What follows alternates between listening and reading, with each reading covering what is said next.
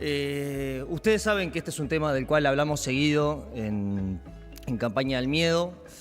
Yo intento evitarlo porque cada vez que lo hacemos no son buenas las noticias que nos llegan por abajo, si bien la gente lo mira, la gente opina, la gente también agradece que este medio hable del tema. No es un tema cómodo para hablar. En abril, en la tertulia de Emiliano Cotelo, dije que estábamos esperando probablemente a que atenten contra un fiscal, un juez o un periodista para que esto pase a ser nuevamente el centro de la escena. Sucedió este domingo. A Mónica Ferrero no la mataron porque no quisieron, pero burlaron toda la seguridad que la Guardia Republicana estaba ejerciendo sobre ella.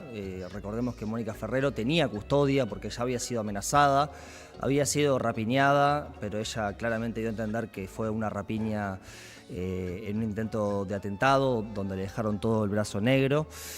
Y era evidente que esto iba a suceder contra ella o contra algún fiscal, contra algún político o contra algún periodista.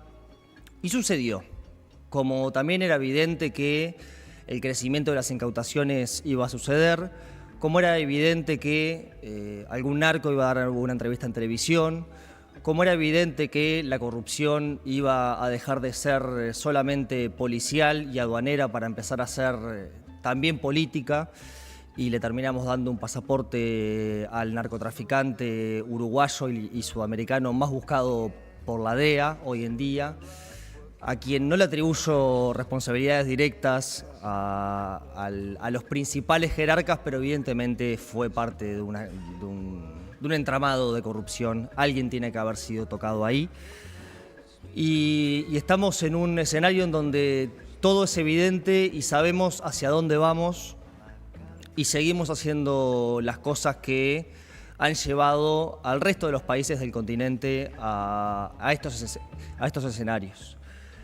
Y si bien un poco es sabido que vamos hacia Ecuador y si tenemos suerte hacia Santa Fe, yo creo que lo más preocupante es que vamos hacia allí haciendo las cosas mal, porque si fuéramos hacia allí haciendo cosas diferentes, con otro paradigma, por lo menos estaríamos fracasando haciendo las cosas diferentes, pero vamos con el mismo paradigma nixoniano, con el mismo paradigma de la guerra contra las drogas, con el mismo paradigma en donde ayer un senador, específicamente Andrés Ojeda, pero podría haber sido cualquier otro, decía: tenemos a la Guardia Republicana, y también escuchaba a otros senadores decir: estamos prontos para que los militares salgan armados a pelear contra los narcos en los barrios en donde están concentrados, refiriéndose particularmente a Casaballe, a Cerro Norte.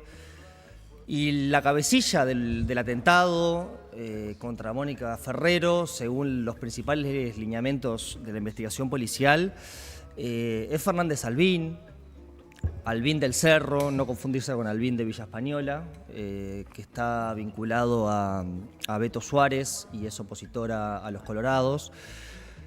Fue encontrado la última vez que se lo detuvo en un country, en un barrio privado en Canelones, ¿no?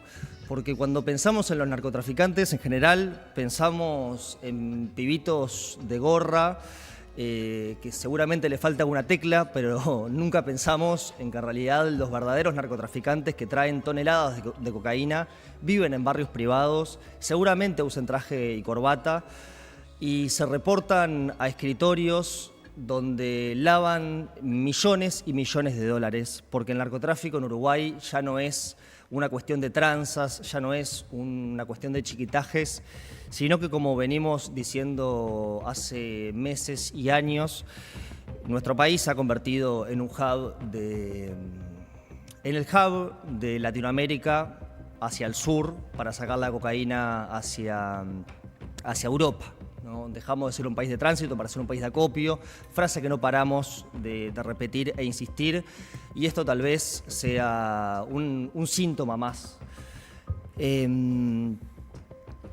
La verdad es que yo no tengo la solución, pero sé cuáles no son las soluciones, y hay mucha literatura al respecto.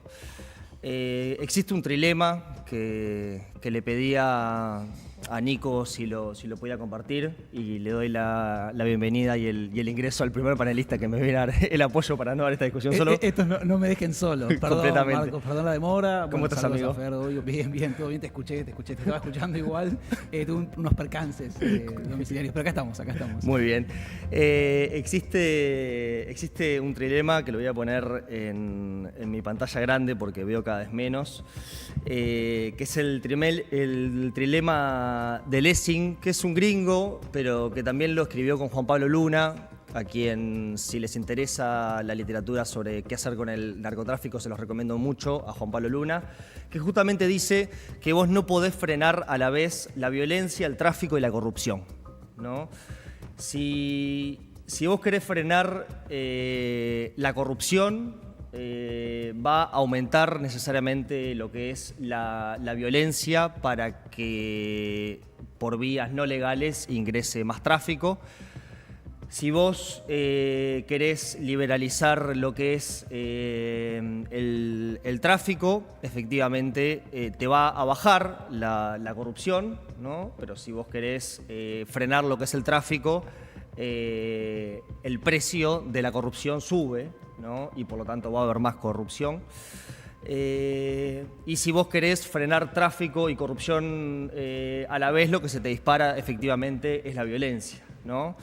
Y entonces también hay una alternativa que es, bueno, si vos querés frenar la violencia, se puede pactar también, como se ha hecho en Santa Fe. Pero estas tres cosas a la vez no se puede hacer, y es lo que el sistema político finge que quiere hacer cuando habla de la guerra en contra de las drogas, ¿no? Quiere frenar el tráfico, quiere bloquear fronteras, o finge que quiere bloquear fronteras, aunque por la Ruta 5 de Rivera hay 1 millón de caminos para ingresar cualquier tipo de mercancía, pero particularmente toneladas de cocaína, o también vías alternativas al Chuy. Finge que quiere frenar la corrupción, pero si los colorados están vivos y siguen todavía en Cerro Norte teniendo espacio, es porque pasan cosas en la seccional 4. Y fingen que quieren mejorar la violencia, pero lo único que hacen es perseguir microtraficantes, y pasamos en 5 años de tener 10.000 a 16.000 presos, en su mayoría tranzas o rapiñeros que entran por robar un celular y los formamos para que sean microtraficantes o a su vez traficantes. De hecho, Beto Suárez entra como rapiñero y sale siendo uno de los principales narcos del Uruguay, ¿no? Porque las cárceles en donde el Estado tiene su licencia absoluta para, dentro de todo, hacer lo que quiera, es en donde tenemos las tasas de homicidio más altas, y además es en donde más se forman delincuentes, particularmente vinculados al narcotráfico. Y es en donde, recordemos, más, bueno, donde se arma, según la principal línea de investigación de este operativo, el atentado contra la fiscal Mónica Ferrero, y además en donde operan las células del narcotráfico internacional, particularmente, como resalta un informe de La Diaria, del Primer Comando Capital, en donde hay por lo menos 200 integrantes del Primer Comando Capital operando, en gran parte en el ex CONCAR. Entonces, bueno, ¿qué pasa en las cárceles? ¿Qué responsabilidad tiene el Estado respecto a las cárceles, en donde entran pibes, capaz por haber robado un celular o por alguna cagada menor, y salen narcos, ¿no? Sí, o por microtráfico, y después también perfeccionan y profundizan su tendencia. O salen sicarios también. Sí, yo ahí te freno un segundo solamente para amplificar sobre un punto, hacer zoom si querés, o doble clic, ¿cómo se dice? Bueno, no importa, como fuera, quieras. Pero vamos a detenernos un segundo en esta idea de fingen. Vos recién decías, en este trilema, como que el Estado o los políticos o la clase política finge que quiere solucionar las tres cosas a la vez. Obviamente, más allá del dilema, del trilema y de la manta corta y de la posibilidad que vos recién señalabas de que si atacás un foco inevitablemente va a aumentar el otro y que es muy difícil atacarlos todos a la vez, a mí me interesa ahí frenar un segundo y detenernos en la ficción que es el Estado en sí. Digamos, el Estado es una ficción, es una construcción que nosotros nos da amparo, nos permite vivir en sociedad y sentir que estamos protegidos y funcionando todos a la misma vez y bajo el mismo paraguas de las mismas leyes y reglas. Bueno, eso no es así, obviamente, y esto es lo que ocurre con el trilema ahí, porque vos te das cuenta que el Estado en realidad, si siguen fingiendo, está bien que finja porque necesita el ser humano para vivir en sociedad la ficción del Estado y necesita que la clase política finja que va a poder solucionar todos los problemas, porque si te dicen de un día para el otro, nos vencieron. Digo, cuando Carlos Negro, el ministro del Interior, claro, dijo la guerra contra el narco está perdida, no dijo no vamos a hacer nada contra el narcotráfico, no dijo no podemos hacer nada contra la cuestión de las drogas, no dijo eso, más allá de lo que le achaquen ayer y que algunos digan no, tiene que renunciar porque él ya dijo que... Él lo que dijo es, la batalla en términos de prohibicionismo, de guerra contra las drogas, ya demostró su ineficacia a nivel global. En el caso uruguayo también lo viene mostrando. Vos recién decías, si seguimos haciendo lo que hacemos mal, etcétera, vamos por ese lado. Y por otro lado, lo que dijo es, nosotros no podemos erradicarlo claramente y no podemos decir con soluciones mágicas, ya está, a partir de mañana nosotros metemos políticas que todo va a terminar. Se termina el narcotráfico en Uruguay. Creo que en ese sentido es que dice, perdimos la batalla, perdimos la vía que estábamos llevando adelante y en vez de fingir, ¿lo que generó eso? Reacciones adversas.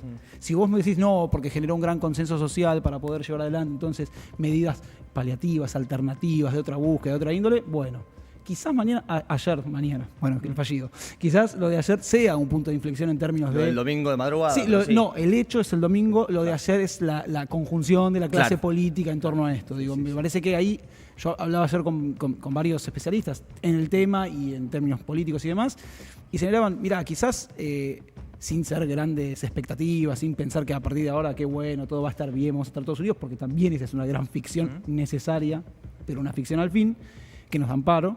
Pero quizás sea un punto de inflexión en términos de dejar de echarse culpitas. Siempre hay algunos marginales que salen de ese lugar.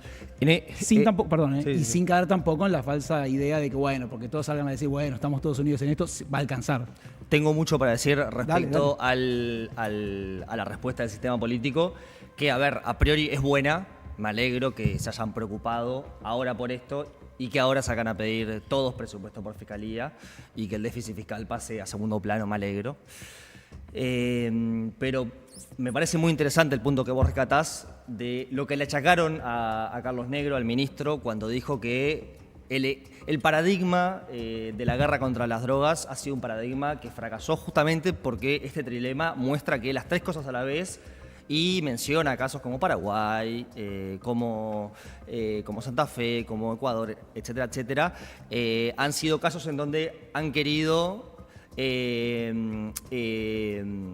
atacar, bueno, en donde han por lo menos negociado una y eso ha permitido que otras dos bajen, ¿no?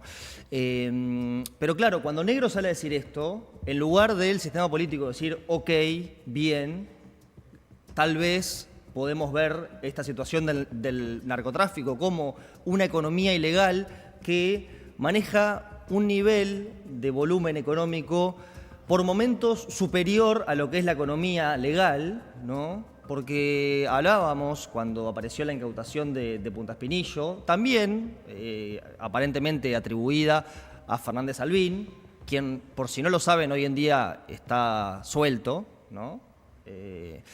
Fue encarcelado en abril y hoy en día está suelto. Sí, pero no prófugo. No, bueno, yo escuché a Natalia Ubal decir que no se sabía su paradero en la diaria. Okay. Y por lo que tengo entendido, hoy Preve va a decir en la tapadita en dónde está su paradero, pero... También, pero no tiene orden de detención. No cumplió la pena, fue detenido, fue liberado. No saben dónde está, pero no saben dónde está porque no saben. Claro, pero tampoco tiene una orden de detención, tampoco está preso Beto Suárez. A ver, y no es contra ellos puntualmente, porque, a ver, no se van a ir presos solos. También, ¿qué pasa que la justicia uruguaya, y que todos sabemos quiénes son los principales gestores de la droga y del tráfico en Uruguay, y no se pueden reunir pruebas suficientes para encarcelarlos? Y tal vez digo, hay que encarcelarlos, bueno, no sé, yo qué sé, tal vez es parte de la negociación. Y también Uruguay negocia, porque en las cárceles el hecho de que no hayan motines con el nivel de superpoblación carcelaria, teniendo vos la prohibición de entrar drogas, sabiendo que tenés el 80% de los carcelarios adictos, efectivamente es porque ingresa droga, ¿no? O sea, Si vos tenés... Y celulares, ¿no? Que fue el tema de allanamiento claro. ayer, ¿no? Porque ayer se allanaron cárceles para Obvio. incautar un montón de celulares para ver por dónde venía el tema. Claro. Y el tema no es, habían celulares cuando están prohibidos. O sea, evidentemente ya el Estado negocia, ¿no? El Estado cede, ¿no? Pero en esto de que, también se lo escuchaba a Martín Bueno en la tertulia, Uruguay hace como que hace, ¿no? Tenemos a la fiscal de corte subrogante, amenazada, ya con una falsa rapiña, diciendo me están persiguiendo. La tenemos con protección, ¿no? Y la protección que le ofrecía el Estado era una garita de la Guardia Republicana, que no es responsabilidad del pobre tipo que estaba con una garita ahí, claro. Pero somos tan lúmpenes a veces, como Estado, haciendo que hacemos, que le entran por el techo, por atrás, ¿no?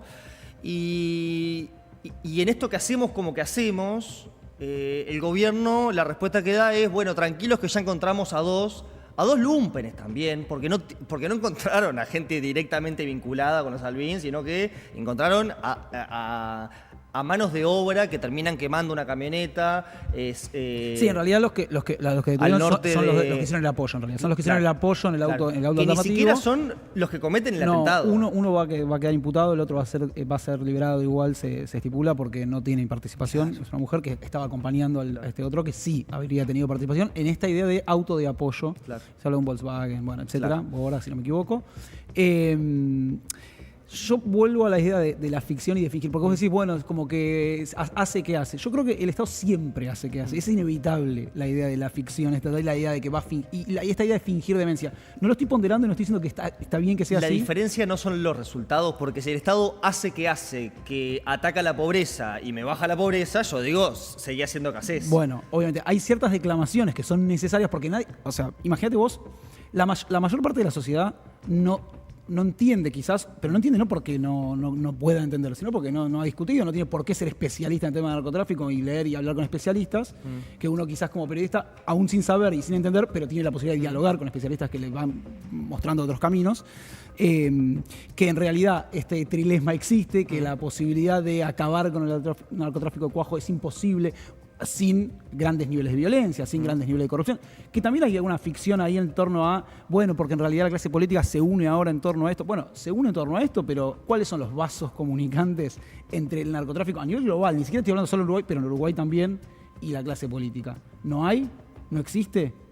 ¿Cómo se maneja el tema de la incorporación de esos grandes, vos decías recién que no viven en los cantes o en las zonas pobres o en las zonas humildes o en las cárceles y demás, sino que manejan todo desde otros lugares mucho más reservados? ¿Quién les financia las campañas, muchos? Bueno, es una gran discusión el tema de la ley de financiamiento de partidos políticos. Sí, pero ¿quiénes son sus choferes? Uno de los choferes de la intendencia de Paysandú apareció con 10 kilos de cocaína en su camioneta, en la camioneta de la intendencia de Paysandú. ¿Quiénes les ponen guita en sus campañas millonarias? De las cuales la JUTEP después les pide que... Declaraciones y la Corte Electoral es quien debe fiscalizar y que tampoco tiene un mango. ¿Quiénes son sus secretarios? También el sistema político que sale a decir esto es un atentado contra nosotros, contra la institucionalidad. Fíjese para adentro con qué empresarios se juntan, ¿no? Cuando los ceban y le dicen tengo una inversión de 20 a 30 millones de dólares para hacer, ¿de dónde sale esa guita? Piénsenlo también, ¿no? Porque a veces lo ceba muy fácil a ustedes y yo por suerte he escuchado a algunos dirigentes en off y en on decir, bueno, no sé, Gandini, por ejemplo, tiene una intervención muy buena hace 2 o 3 años en el Parlamento en donde hablaba de cómo el intendente de Río Negro lo hicieron caer con una inversión enorme que le iban a traer y Guarteche le dice, che, ojo, porque estos son narcos. Y por suerte había un operativo de inteligencia atrás que estaba siguiendo esa inversión, pero si no, se les iban a instalar... Bueno, a ver, el escáner anterior del puerto que se había comprado se termina cayendo al agua. ¿Quién lo tira al agua? ¿No? Es más, una de las empresas empresas que había licitado para poner el escáner del puerto, era una empresa que tenía por detrás un esquema de narco. Entonces, si eso es lo que nos enteramos, yo digo, dirigentes políticos, vean por quiénes están rodeados, no solamente en sus despachos, que seguramente tengan algunos, sino también afuera, en sus asados, en sus reuniones de networking, cuando van a hacer rondas de financiamiento, cuando hacen cenas, porque también son parte del problema, porque el narcotráfico, al nivel de desarrollo que tiene hoy, es imposible que exista, obviamente, sin nivel de complicidad aduanera, sin nivel de complicidad de funcionarios policiales, por lo menos de segundo y de tercer orden. Yo no digo que el jefe de la Guardia Republicana, pero policías, oficinistas, militares de segundo orden, o sea, incluso en inteligencia, a ver ¿cómo carajo le entran a la fiscal de corte y no hay un operativo de inteligencia que lo detecte, ¿no? O sea, los topos están adentro de la institucionalidad uruguaya, porque la legalidad y la ilegalidad conviven. Entonces, cuando se habla de que esto es un atentado contra las autoridades, también las autoridades mismas atentan contra sí cuando no se revisan a sí mismas, porque también termina siendo parte del problema. Entonces, en esto de que fingen, de que el Estado hace que hace, yo creo que también debería, por lo menos, capaz que no tienen que decirlo porque es vergonzoso decirlo. Es duro decir, che, capaz que yo tengo a alguien que me cayó de rebote un día y no sé mucho para quién trabaja o de dónde saca tanta guita, pero investigalo, ¿está? Vos, senador, vos, diputado, vos, director de X cosa, sobre todo si estás vinculado a cosas portuarias, a cosas aduaneras, a cosas de inteligencia, a cosas financieras. Fíjate quiénes son tus asesores, fíjate quién te pone guita para que existas como dirigente político. Es importante, es importante. Cuando hablamos de la incautación de Punta Espinillo, decíamos que alguien iba a tener que pagar por esto. Y todo parece... A ver, esta incautación de Punta Espinillo, que habían sido 2 toneladas, valuadas en $15 millones a nivel local y en 70-80 a Europa del Sur. Que en destino. En destino, que hicimos un informe de esto. Hablábamos, especulábamos un poco de, bueno, se va a limpiar a alguien por esto y seguramente que no, pero que alguien iba a tener que pagar por esto. Y esta operación también era atribuida a los Albín del Cerro, que también, aparentemente, según las líneas de investigación de la policía, son quienes cometen este atentado contra Mónica Ferro, contra Ferrero, perdón. Ferrero. Entonces, parece que esto también fue una muestra de, bueno, nuestra manera de pagar, que tal vez probablemente hayan pagado esos 15 millones, porque de los que les incautaron, esto es uno solo, pero también nuestra manera de pagar, es decir, nosotros tenemos el poder no solamente para atentar contra la fiscal de corte, sino además para atentar y no matarla. Porque lo que hicieron contra la fiscal de corte fue dejarla vivir, que es mucho peor que matarla, porque acá el narco está eligiendo no iniciar una guerra faz a faz contra la institucionalidad uruguaya. Esto fue un atentado fallido, le tiraron balazos, una granada, granadas que no se consiguen en Uruguay, una granada que los propios Albín habían dicho que se conseguían en Perú, en Bolivia. Entonces, son los narcos los que están diciendo no queremos arrancar una droga. Si no dan entrevistas en televisión una todavía... Guerra. Una droga. Sí, no sé si no quieren arrancar una droga. Son los narcos los que nos están queriendo arrancar una guerra institucional y extremadamente sanguinaria, ¿no? Porque también escuchás dirigentes políticos diciendo, bueno, ahora sí, vamos a sacar a los militares y vamos a cagarlos a tiros. Son los narcos los que no quieren cagarte a tiros a vos, loco. Por favor. Bueno, ahí aparece el concepto que está muy utilizado para muchos elementos, que el del Estado fallido, ¿no? ¿En qué punto el Estado falla? En este caso, en el rol de, si querés, de garante del monopolio de la fuerza, de la seguridad ciudadana y demás, porque vos decías, te caga tiros el narco, o sea, ¿podés realmente tener fuerza de choque para combatir? Bueno, habría que discutirlo, si puede o si recompone y demás el narco, pero más allá de eso... El GEO y la Guardia Republicana dice que ellos entran a todos los barrios y es verdad. La pregunta también ¿es el narco el que te deja entrar a todos los barrios también? Porque si el narco de verdad quisiera broquelarse y liberar, o sea, y hacer que vos liberes gran parte de Cerro Norte o de Casaballe, ¿tienen la fuerza bélica para hacerlo? Es una buena pregunta también, ¿no? Es una buena pregunta, pero partiendo de la base de que nosotros, con un somero diagnóstico que hicimos recién y con una somera lectura sobre la situación y demás, empezamos a pensar que quizás la batalla o la guerra contra las drogas no fue el paraíso que nos planteaba la teoría, sobre todo yankee en su momento. Nixoniana. Sí, y posterior también, pero digamos, ya ha demostrado su falla en Colombia, en México y ahora seguramente también en otros lados, en Argentina también en su momento, y por eso después hubo pacto en Santa Fe, vos decías y demás. Bueno, el Estado fallido en términos de qué hace el Estado con ciudadanos, y hablo en términos muy claramente socioeconómicos, no estoy hablando en términos de narcotráfico en este caso, para combatir al narcotráfico. Porque me parece que el planteo que tiene que venir es, bueno, ok, acá hubo una situación que va a haber que dar una respuesta fuerte. Una respuesta fuerte, hay sectores que dijeron, que saquen los militares, que vayan esa no es la respuesta fuerte a la cual yo me estoy refiriendo. La respuesta fuerte es una respuesta institucional, en parte simbólica como la de ayer, te decía, esa unión de país que puede parecer solo pantomima, pero es necesaria.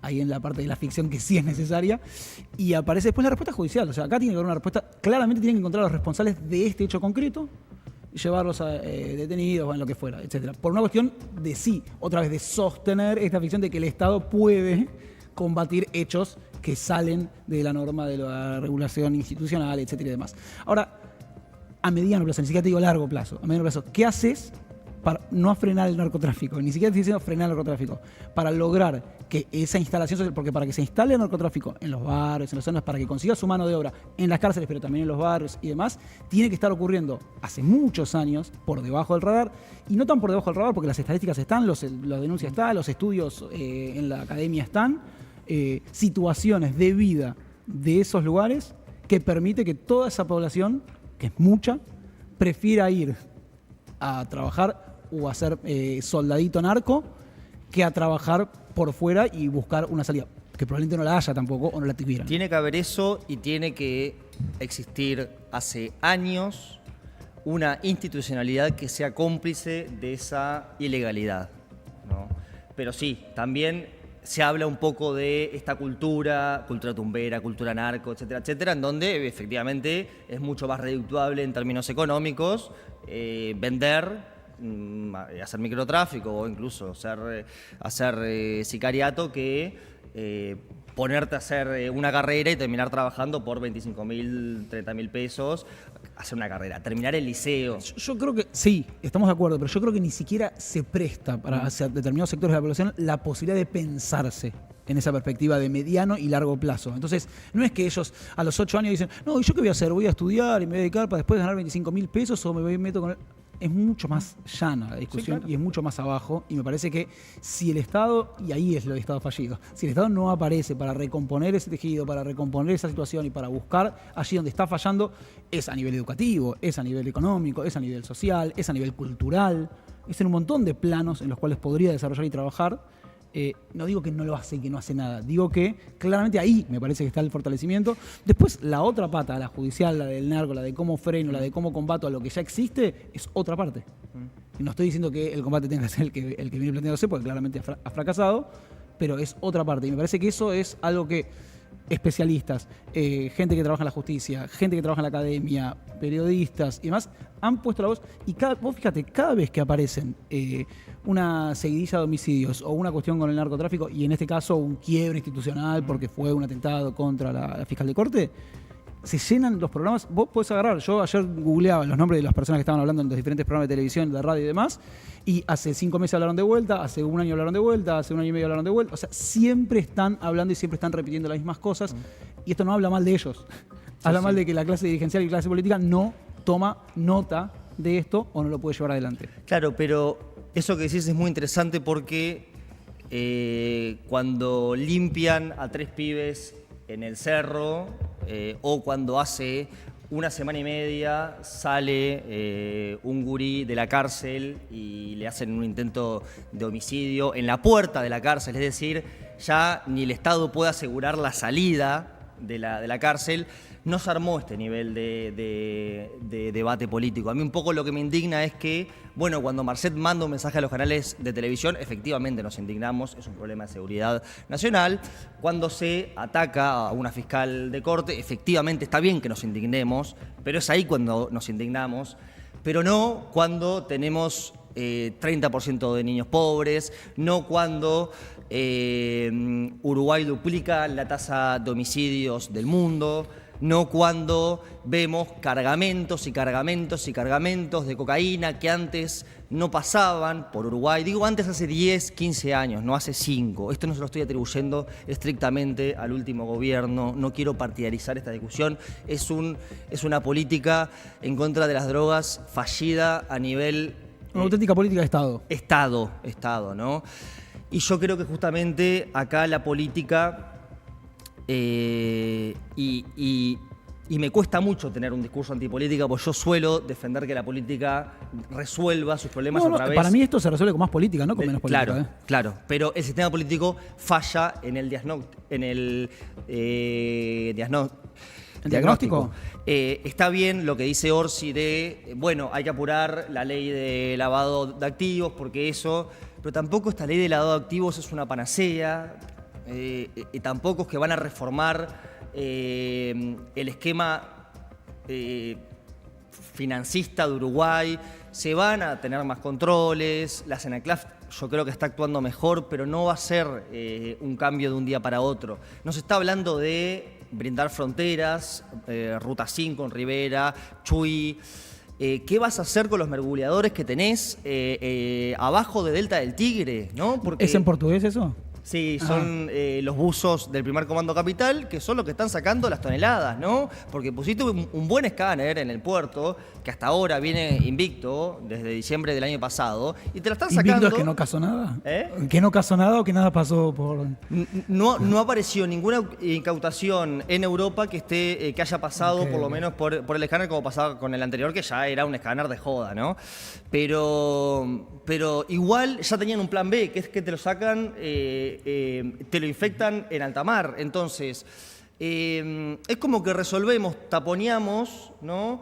Y yo veo que sí, ayer los políticos se juntaron, dijeron, estamos todos para esta, pero ya empezaron unos a decir, bueno, pero acuérdense que el ministro Negro dijo que todo estaba perdido y Orsi aprovechó para decir, apruebe más rápido esta ley. Y es como que todos terminan pensando un poco en su chacrita y yo lo que les digo, repito, es fíjense qué inversores los rodean, fíjense qué choferes, qué secretarios, qué adjuntos, quienes les ponen la plata, porque tal vez estén mucho más cerca de lo que ustedes piensan. Pensemos por un segundo si el camino de la prohibición, que ha sido un experimento que la humanidad lleva hace 100, 150 años, no nos ha llevado a tasas enormes de homicidios,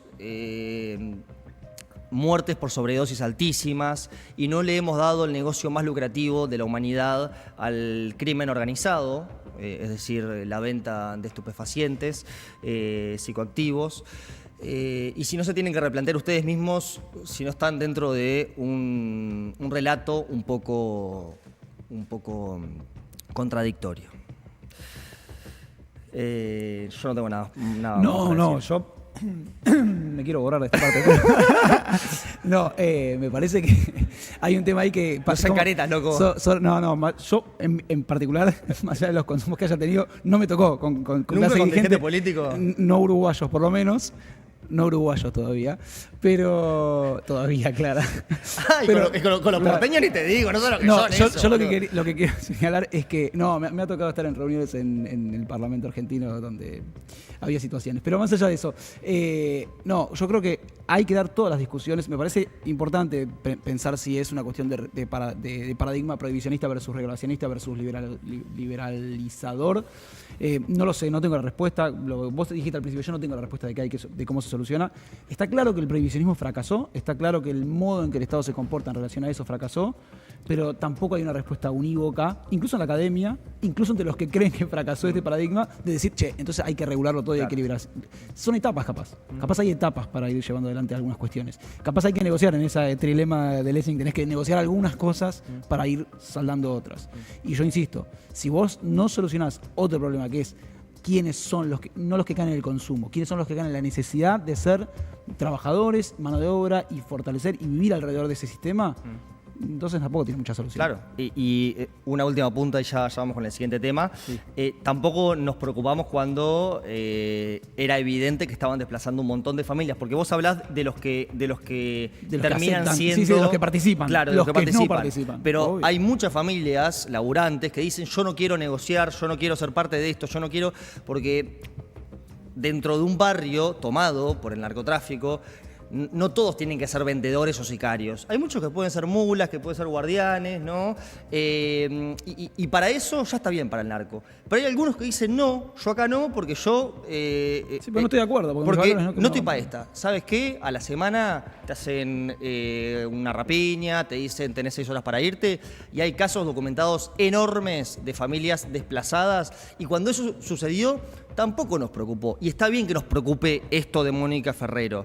Pero nos preocupa cuando sucede cerca nuestro, cuando los tiroteos son en Positos, cuando quisieron matar a un colorado en Positos, no cuando quisieron matar o cuando se están matando hace años en Cerro Norte. Entonces, recomiendo una nota muy buena que salió hace poquito en El Observador sobre el tema de desplazamientos que hizo Tomer con Manuel Bremerman y Joaquín Simons. Me parece que está buenísima esa nota, que muestra, ilustra algo que quizás se conocía, se sabía por lo bajo, pero que ilustra algo que está buenísimo y que muestra claramente hasta qué punto, insisto, el Estado sabe lo que está pasando.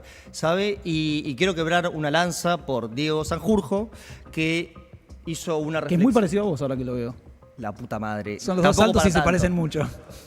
Tampoco para tanto. Fotito pegado, Diego Sanjurjo, Marcos Casas. Pero quiero quebrar una lanza porque escribió algo interesante, que es que los crecientes homicidios y el avance del narcotráfico es un fenómeno, evidentemente, que ningún país ha podido solucionar del continente, salvo aquellos quienes no tienen el temita del Estado de Derecho y el debido proceso, como son... él dijo El Salvador y Cuba. El Salvador y Cuba, que es una punta interesante, ¿no? Porque también en este trilema, bueno, también otra opción es decir, bueno, que entre cualquiera para adentro, ¿no? Que es un poco lo que la ultraderecha dice. Bueno, cuando se hicieron infinidad de notas sobre el caso Bukele en El Salvador y por qué la población seguía apoyando su método y demás, ¿cuál fue la respuesta de la mayoría de la población que lo apoyaba y que en los barrios lo apoyaba? Bueno, sí, todo bien, el Estado de Derecho, todo bien, pero yo no podía caminar por la calle hasta ahora. Y ahora puedo caminar por la calle. Claro, el problema es cuando un 25% ya de los casos... se estima que son margen de error, ¿no? Sí, yo no estoy defendiendo... No, claro, yo estoy en contra, yo estoy a favor del Estado de Derecho. Efectivamente, desde este canal defendemos el Estado de Derecho, pero hay que aclararlo a veces porque parece que uno está... Pero efectivamente también, o sea, por fuera del trilema, esa es otra opción, ¿no? O sea, un Estado efectivamente autoritario que meta a todos para adentro en cana, pero el tema es que ahí negocias el Estado de Derecho, ¿no?